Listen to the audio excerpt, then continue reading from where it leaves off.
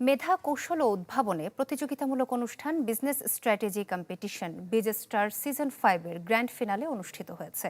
বৃহস্পতিবার চট্টগ্রাম বিশ্ববিদ্যালয়ের বিবিএ অডিটোরিয়ামে আয়োজিত অনুষ্ঠানে অতিথি ছিলেন উপাচার্য প্রফেসর ডক্টর মোহাম্মদ আল ফোরকান, ছিলেন উপ উপাচার্য professor doctor Mohammad Al Amin.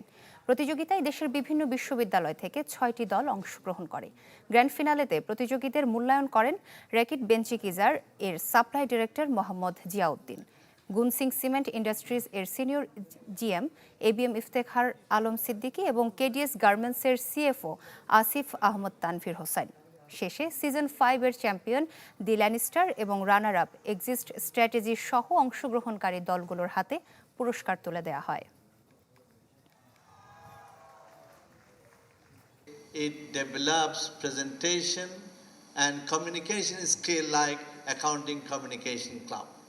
And accounting is always communicating information, communicating all those input and output to the people, to the stakeholder for their own decision internally and externally.